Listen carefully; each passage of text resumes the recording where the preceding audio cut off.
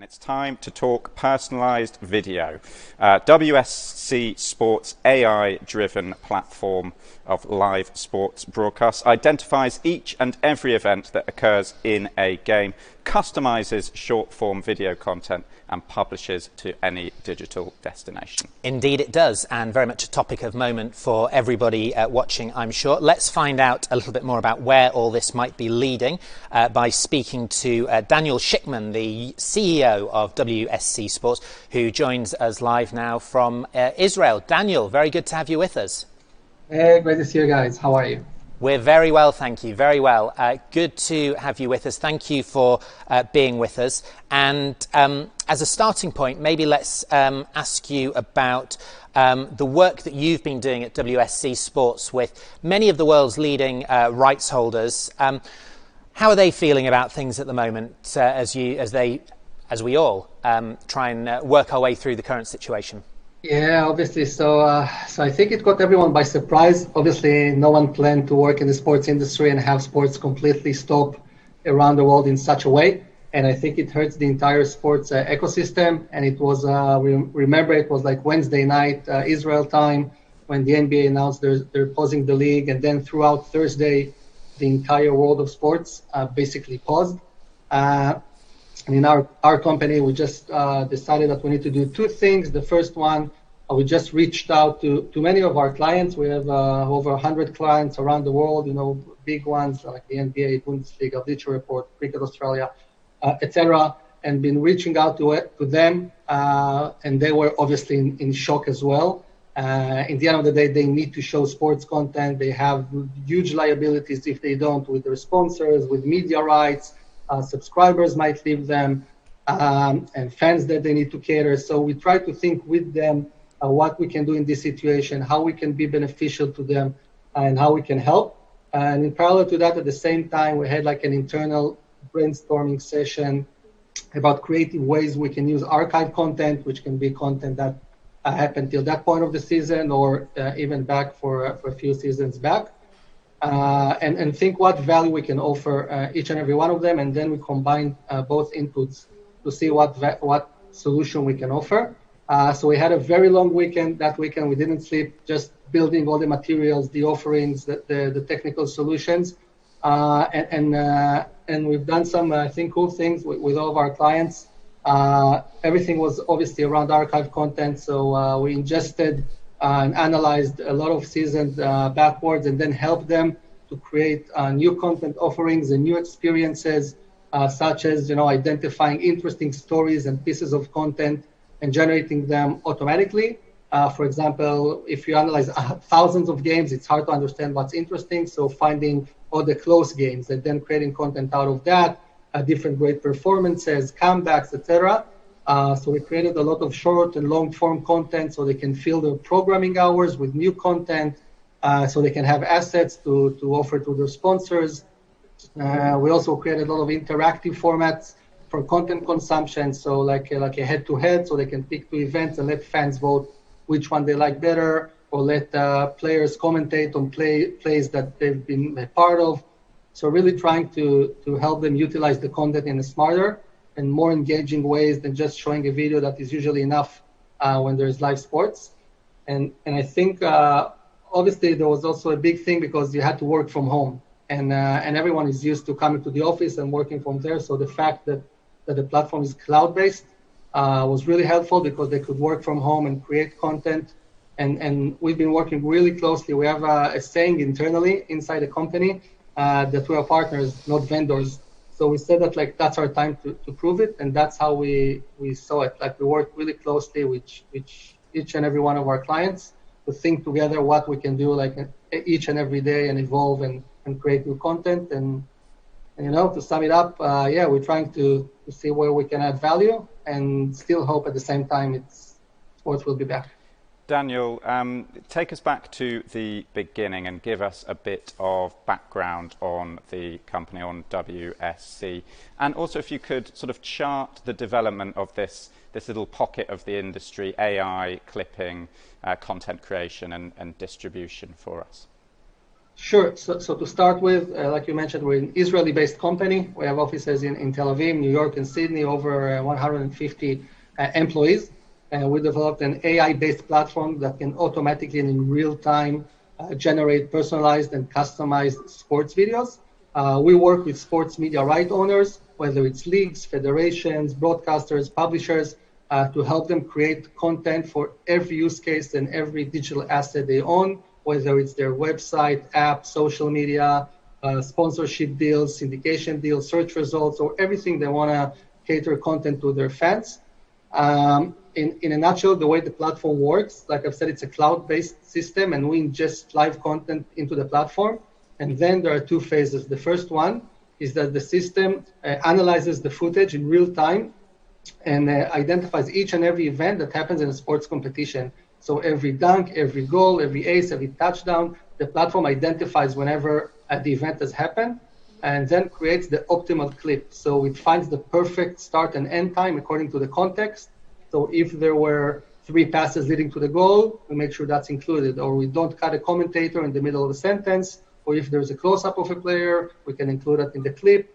So the system knows how to index each and every event in an optimal way, and then also rate each and every play on how interesting or exciting that play is.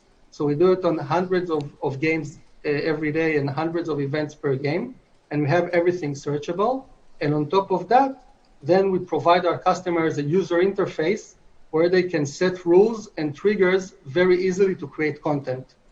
So one example can be, for basketball, they can go and say, if a player scored more than 20 points in a game, create a highlight of that player in 3 variations, create a 3-minute version of the highlight with a sponsor overlay and send it to the website, create a 1-minute version and send it to Twitter, and create a vertical version and send it to the app. So in that way, they have full control over what is being created, where it's being distributed to, and it gives them endless possibilities of how to engage the fan and monetize the content. So that's about us. And then with your question, I think regarding the AI space, we see it is developing in every sector, not just sports. And I think AI enables a lot of scale, a lot of personalization, a lot of data, and a lot of insights in every sector. And in sports, we see it starting before the pandemic in ticketing and personalizing marketing campaigns, and obviously in stadium that you know what to offer each and every fan.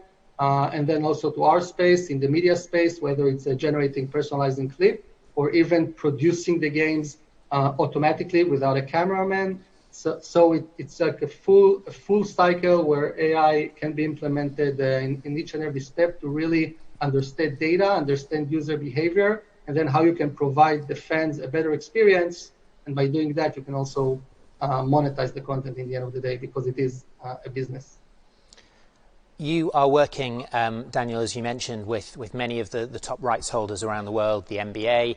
I know you work with the PGA Tour, with the Bundesliga as well. I wonder if you can point to a few examples of creative content that you've seen organisations like those produce and distribute during this hiatus in live sport. So regardless of who we work with, as a sports fan, it's amazing how much we miss sports. I even found myself watching marble racing and things like that. And I think a lot of the organizations did a really good job presenting old classic games and great highlights. And we saw numbers rising on social media with people really consuming it and wanting to watch content.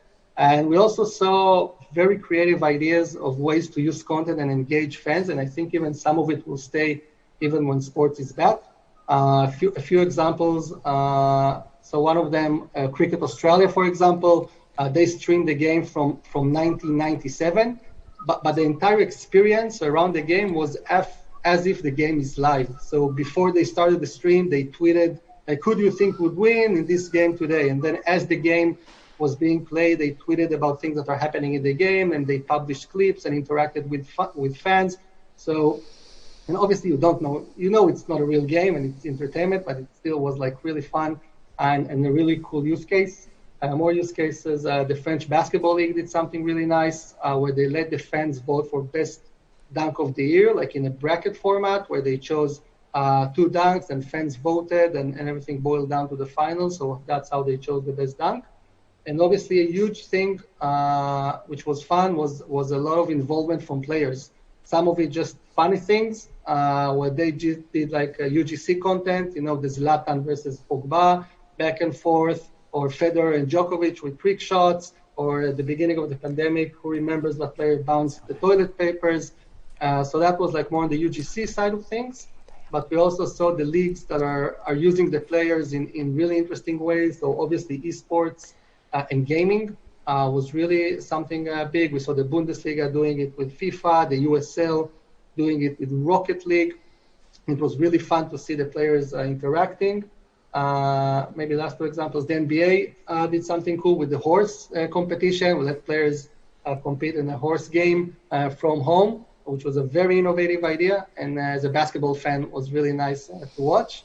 And also letting players comment on plays. So a Twitch style format, and that we've seen happening a lot in the hiatus. And one that I really liked was actually a college football one from the Big Ten, where they brought 3 players and they put like a 30-minute, I think, video segment of different plays that the players played. I think it was Nebraska or Indiana University. And you really hear the players talking about the plays, but because it was 30 minutes, they also started to talk about the interaction and the season and how the season progressed. And you start learning about a lot of things in hindsight and how they saw things 6-7 years ago as 20-year-old kids. So it was a really interesting piece of content and format that I think will go forward. And I think the fact that the players were bored at home, it really helped them to be more engaged and more involved. And as a sports fan, that's what you want to see. You want to see the stars. You want to see their personality, and that was a really great thing. But again, we have creative ideas, but there's nothing like live sports. And then I think we're happy. We're starting to see it's coming back, and the light at the end of the tunnel for this phase at least. Daniel, there's a question that's been submitted for you from Aditya from the IOC over in Switzerland, and he wants you to spell it out for him, Daniel. He asks, what is your business case for rights owners in the current scenario? Is it archive, for example? And which sports would you say will cater best in this time? Mm-hmm. So at this specific time, obviously, if we're talking about sports that have not resumed yet, it's definitely archive, taking years back. It can be 5, 10, 20 years, analyzing all of the content. And by us automating the entire process, we automate the entire process of content creation, any type of content for any platform. And as you can tell any type of story, you can put it on different, and then it depends on your strategy. You can put it on your website and app and monetize it through ads, through sponsorship, through maybe a different offering of pay-per-view. Maybe you have liabilities with your broadcast partners and you want to be able to send them content so they can show during that hiatus time. So there are a lot of use cases that are very relevant for this era to how to use the content. In terms of sports, right now, specifically about us, our platform supports 16 different sports. And I think we haven't seen some specific sport that is performing better than the others. I think it's more about the execution and the type of content that you're really creating. And if you'll create interesting content, again, about magical moments, magical comebacks, and great things that happen, sports fans will consume it regardless. Again, I really watched marble racing. So I think I would have watched anything out there. So I hope I answered Aditya's question. Daniel, we're running out of time rapidly, so just one final question for you, and that's about WSC Sports itself. How are you as a business coming through this crisis? Is it changing the way you have been working with your clients, for example? I think that the product itself, maybe the offering has changed a bit, but in the end of the day, we were working really closely with our clients all the time. I think that there is no other way that the industry will be hit. The entire world is hit, and everyone is taking a hit out of it. And at the short term, obviously, there will be no fans, no crowd, and that comprises for about 30 to 40% of revenues for a lot of the leagues. So it's a significant hit, and everyone will feel it. And I think that's on the bad side. On the good side, I think it's going to be a big opportunity that everyone which is involved in digital We'll see a lot of opportunities for growth. I think that processes and innovation and products that in the past maybe could have taken 3 to 4 years to happen, I think will happen much faster now, because the sports leagues are more open to innovation, to new ways to generate revenue, to make up for the losses. Maybe it will be new sponsorship deals, new media rights, new products, new offerings. So I think this will happen and be accelerated. And I think the big winner is actually going to be sports betting in the States. I think the legislation process that was supposed to take many years, I think will be really accelerated with a lot of the states will make it much faster, because again, they need to make up for the tax money they didn't collect. So I think that's going to be a big thing. And in the end of the day, it's the human race. You can't bet against the human race. Now everyone is in shock, but as people start to see how things come back, they're looking for solutions and how to advance and how to make things better. And I think that for the long term, there will be a lot of new opportunities and that we can benefit of, and our clients. Well, yours is a great solution. Daniel, it looks a lovely day in Tel Aviv, so get out there and enjoy it. Thank you very much for joining us today.